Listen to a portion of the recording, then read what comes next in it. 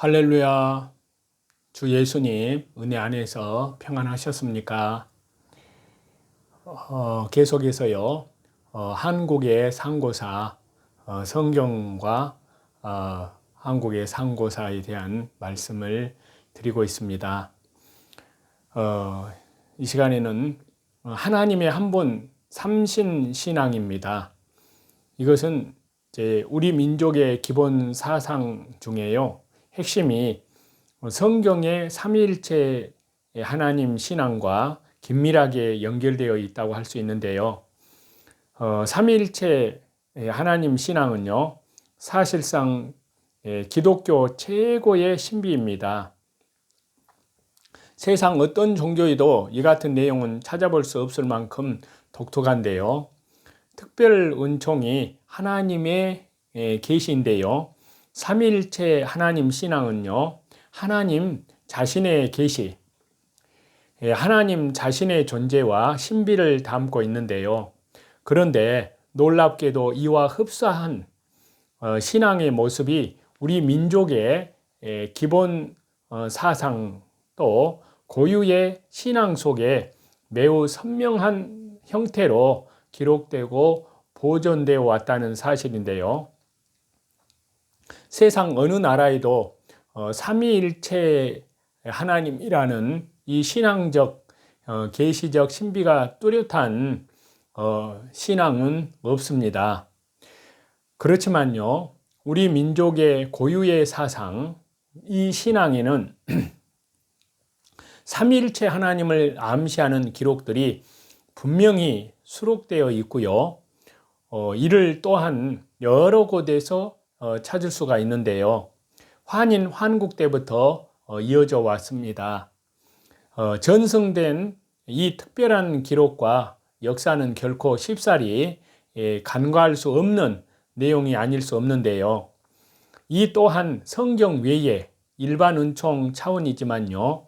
우리 민족이 간직해온 노아의 큰아들 셈족의 하나님, 찬양 축복의 흔적 중에 하나라고 볼 수 있습니다. 여기에서 좀 더 상세하게 살펴보도록 하겠는데요. 먼저 환단곡이라는 그 역사책에 나타난 하나님 한 분, 삼신, 삼위일체의 신앙입니다. 자, 일신, 삼신의 의미인데요. 일신은 본체이고요. 삼신은 작용, 나타남이라고 그렇게 말하고 있습니다.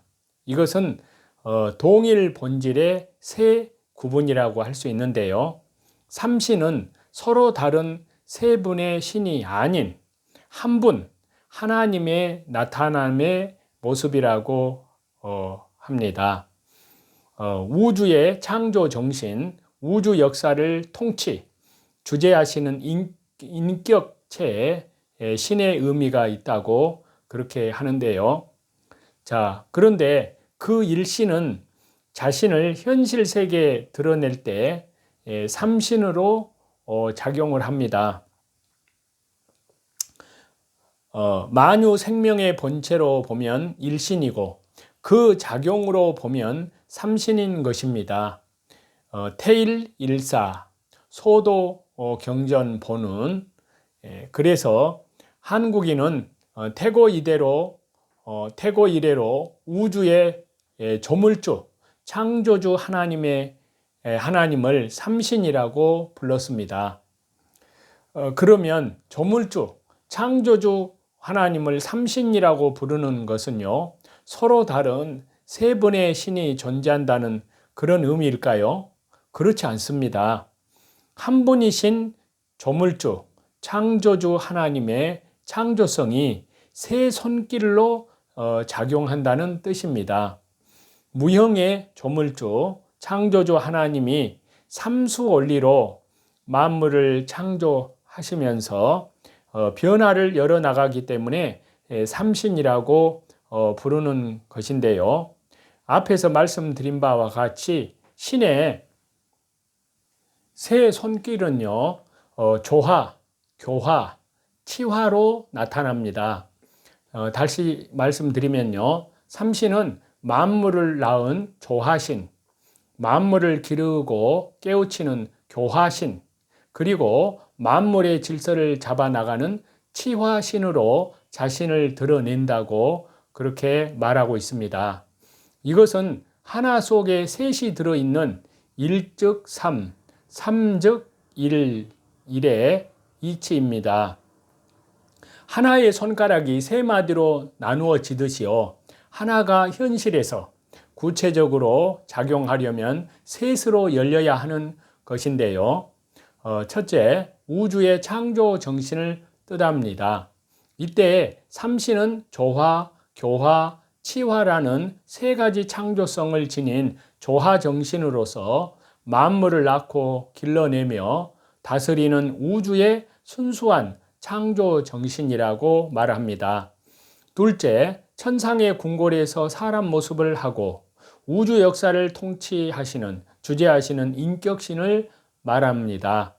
이때의 삼신의 하나님은 더 우주 원리적인 표현인데요. 우주의 삼신 정신을 주재하여 천지, 인, 삼계를 다스리는 실제적인 하나님이 삼신 상제님입니다. 라고 환단고기 역사책에 그렇게 기록이 되어 있습니다. 자, 기독교 신앙에서요, 삼위일체 하나님이란 기독교의 핵심, 근본 교리이고요. 한 분 하나님이 성부, 성자 및 성령님의 세 위격을 가지고요. 이 세 위격은 동일한 본질을 공유하고 유일한 실체로서 존재한다는 교리입니다. 심지어 유대인이나 무슬림도 삼위일체를 별도의 세 신으로 보며 삼위일체의 개념을 받아들이지 않습니다. 그렇지만요, 기독교 신앙은 이를 니케아 공의회 AD 325년, 칼케돈 공의회 AD 451년 등에서요, 정식 교의로 확정을 하였습니다. 그런데 다른 어느 종교에도 없고요, 유대교와 마호멧 교에서도 인정하지 않는 삼위일체 하나님에 대한 신앙이 우리 민족의 전통 신앙 역사에 명시적으로 새겨 있다는 이 얼마나 놀라운 일이냐 하는 것입니다. 이는 일반 은총의 차원이지만요, 분명 우리나라 한국의 조상인 환인 환국, 환웅 배달국, 단군 조선이 셈족의 축복의 흔적을 간직한 이들에 의해서 세워졌기 때문이라고 할 수 있습니다. 그래서 창세기 9장 26절에 보면요, 또 이르되 셈의 하나님 여호와를 찬송하리로다. 가나안은 셈의 종이 되고. 자, 삼신 상제의 호칭인데요.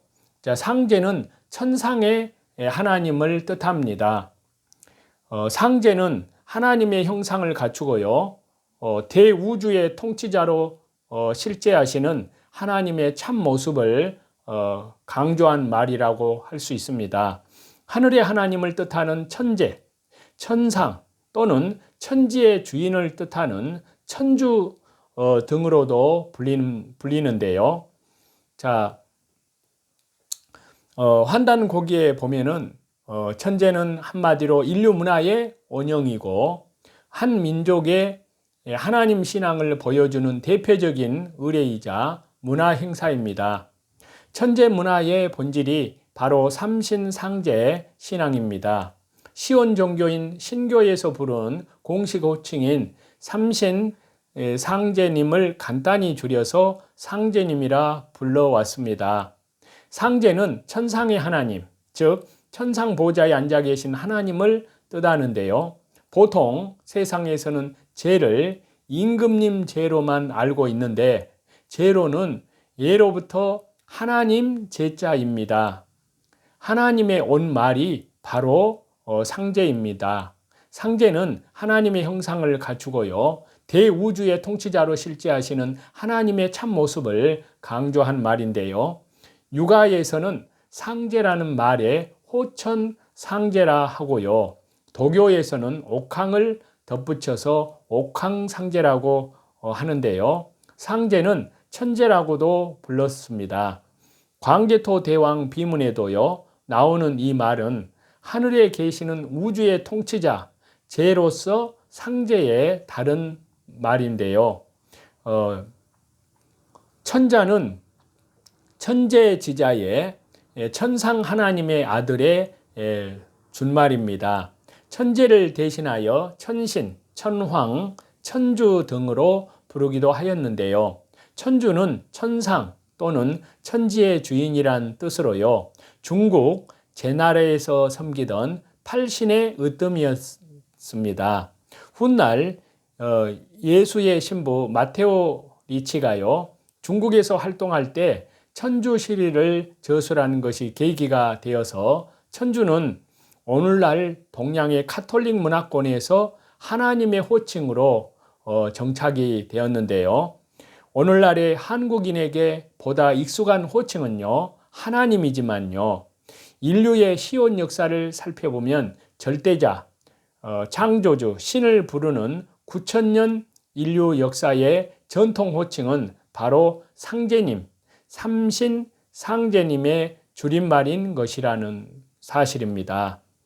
이렇게 환단고기에 기록된 삼신 상제란 호칭 역시도 일반 은총 차원이지만요, 너무나도 선명한 기독교 신앙의 하나님과 연결이 있습니다. 성경은 하나님을 가리켜 종종 하늘의 하나님이라고 칭합니다. 거룩한 거소, 초월적인 거소, 땅으로 대변되는 세상 만물을 통치하는 거소가 바로 하늘입니다. 그래서요, 하늘의 하나님이란 말은요, 통치자요, 주권자요, 주재자요, 섭리자임을 의미하는데요. 환단고기는 거의 흡사한 의미로 우리 민족이 과거부터 숭상하고 섬긴 삼신상제를 묘사합니다. 자, 이 같은 기록은요, 결코 우연이 아닙니다.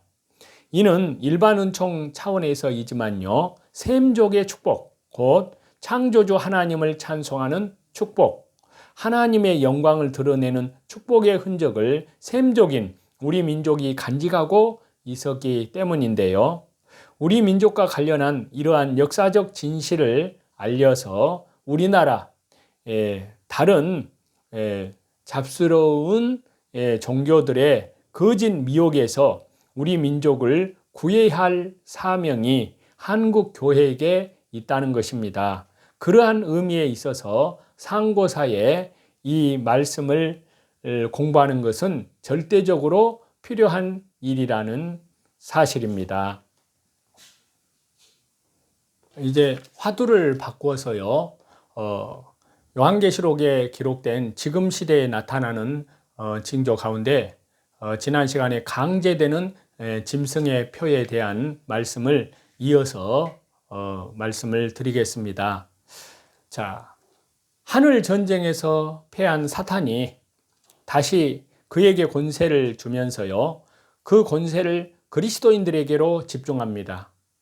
적그리스도는 이 모든 재앙이 하나님께로부터 왔음을 알고요, 지상에 있는 그리스도인들에 대한 대대적인 탄압을 하게 되면서요, 당시에 정인 사역을 감당하던 수많은 그리스도인들이 순교의 거룩한 반열에 들어갑니다. 이 순교는요, 3일 반 만에 부활체로 다시 부활해서 장엄한 승천의 광경을 이 세상 사람들이 목도하게 된다고 말씀하십니다. 이러한 내용들이 요한계시록 6장부터 11장 사이에 나오는데요. 사탄은 분노에 하늘의 하나님께 대적하지만요, 천사장 미카엘에 의해서 처참하게 패배해서 지상으로 쫓겨나게 됩니다. 지상으로 쫓겨난 사탄은요, 기독교에 대한 분노로 가득 찬 적그리스도에게로 들어가서 그에게 권세를 주면서요, 본격적으로 그리스도인들을 박해하면서 동원할 수 있는 모든 방법을 동원해서 그리스도인들에 대한 박해, 핍박을 진행합니다. 이러한 내용이 요한계시록 12장과 요한계시록 13장 전반부에 기록되어 있는데요. 도끼를 품은 적그리스도는요, 세상의 법과 자신의 권세, 그리고 첨단 기술들을 모두 이용을 해서 이 세상 사람들을 지배하기 시작하고요. 모든 사람들에게 짐승의 표를 강제하기 시작합니다. 대부분의 사람들이 짐승의 표를 받아 생활하기 때문에 적그리스도의 박해를 피해 가겠지만요. 표를 받지 않은 그리스도인들은 이들의 표적이 되고 모든 사람들에게 공공의 적이 됩니다. 세상 사람들 또한 이미 세상 속에서 마귀의 종이 되었기 때문에 그리스도인들에게 도움을 전혀 주지 않습니다. 정부의 지침대로 그리스도인들을 박해하는데, 그리스도인들을 핍박하고 탄압하는데 적극 동참하게 될 것이라는 사실입니다. 야고보서 2장 1절에서 13절 말씀을 보시면요. 여기 말씀에서는 차별을 경고하는 내용입니다. 자, 야고보서 2장 말씀에 보면은요. 나의 형제 자매 여러분, 여러분은 영광의 우리 주 예수 그리스도를 믿고 있기 때문에요. 사람을 차별하여 대하지 마시라고 말씀하십니다. 이를테면요, 저와 여러분의 해당에 화려한 옷을 입은 사람이 금반지를 끼고 들어오고 또 남루한 옷을 입은 가난한 사람도 들어온다고 했을 때요, 저와 여러분이 화려한 옷차림을 한 사람에게는 특별한 호의를 보이면서 여기 좋은 자리에 앉으십시오 하고, 가난한 사람에게는 당신은 거기에 서 있든지 내 발치에 앉든지 하시오 라고 말한다면, 바로 저와 여러분은 서로 차별을 하고 나쁜 생각으로 남을 판단하는 사람이 된 것이 아니고 무엇이겠느냐는 말씀을 하고 있습니다. 하나님과 주 예수 그리스도의 사랑을 입은 저와 여러분, 이 말씀을 듣는 가운데에서요, 하나님께서는 세상에 가난한 사람을 택하셔서 믿음에 부요한 사람이 되게 하시고요, 하나님을 사랑하는 이들에게 약속하신 하나님 나라의 상속자가 되게 하시지 않았느냐 하는 겁니다. 그런데 저와 여러분은 가난한 사람을 업신여겼다는 것입니다. 저와 여러분을 압제하는 사람은 부자들이 아니냐 하는 겁니다. 또 저와 여러분을 법정으로 끌고 가는 사람도 부자들이 아니냐 하는 겁니다. 저와 여러분이 받드는 그 존귀한 이름을 못 오가는 사람도 부자들이 아니냐 하는 겁니다. 저와 여러분이 성경을 따라서 내 이웃을 내 몸같이 사랑하라는 으뜸 가는 법을 지키면 잘하는 일이라고 말씀을 하시는데요. 그러나 저와 여러분이 사람을 차별해서 대하면 죄를 짓는 것이라고요. 그리고 저와 여러분은 율법을 따라 범법자로 판정을 받게 된다는 말씀을 하고 있습니다. 누구든지 율법 전체를 지키다가도 한 조목에서 실수를 하게 되면요, 전체를 범한 셈이 되기 때문인데요. 간음하지 말라 하신 분이 또한 살인하지 말라고 하셨기 때문인데요. 어떤 사람이 간음은 하지 않는다고 하더라도 살인을 하면 결국 그 사람은 율법을 범하는 것이 된다는 말씀입니다. 저와 여러분은 자유를 주는 율법을 따라 앞으로 심판을 받을 각오로 말도 그렇게 하고 행동도 그렇게 하라는 말씀인데요. 심판은 자비를 베풀지 않는 사람에게는 무자비하다는 말씀을 하고 있습니다. 그러나 자비는 심판을 이긴다고 하는 말씀이 바로 야고보서 2장 1절에서 13절의 본문의 말씀의 내용입니다. 그래서 그리스도인들은 사람을 차별해서는 안 된다는 말씀인데요. 회당에 들어온 사람을 옷차림에 따라 차별하면 나쁜 생각으로 남을 판단한 사람이 된다는 겁니다. 하나님께서는 세상의 가난한 사람들을 택하셔서 믿음에 부요한 사람이 되게 하셨는데요. 사람을 차별하는 것은 범죄 행위요. 그 하나로 모든 율법을 범한 것과 마찬가지라는 사실입니다. 성도는 심판받을 각오로 말과 행동을 조심해야 한다는 그런 말씀을 하고 있습니다. 이 야고보서 본문에서요. 자, 우리 사회에는 사람의 외적인 조건에 따라 차별을 당연시하는 풍조가 팽배하고 있는데요. 심지어 교회 안에서도 세상 기준에 따라 성도 간에 차별하는 일이 벌어진다는 것입니다. 하나님 앞에서 재산, 학벌, 사회적 지위 등을 내세워서는 안 된다는 말씀인데요. 성도들의 유일한 가치는 하나님께서 그리스도의 십자가의 보혈로 그들을 사셨다는 데 있는데요. 우리 마음속에 사람을 차별하는 기준을 가지고 있다면 저와 여러분은 철저히 주 예수 그리스도의 십자가의 보혈, 영원한 속량함 안에서 회개해야 될 줄로 압니다. 주 예수님을 따르는 저와 여러분, 우리는 집의 크기나 부모님이 타는 자동차의 종류를 보고 친구들을 차별해서도 안 될 줄로 압니다.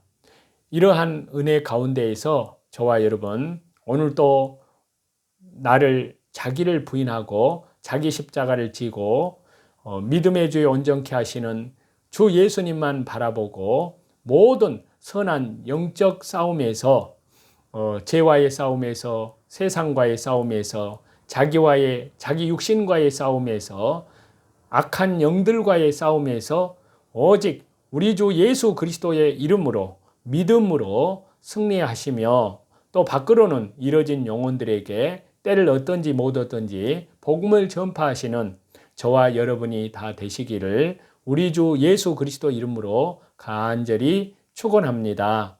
찬송 드리시겠습니다.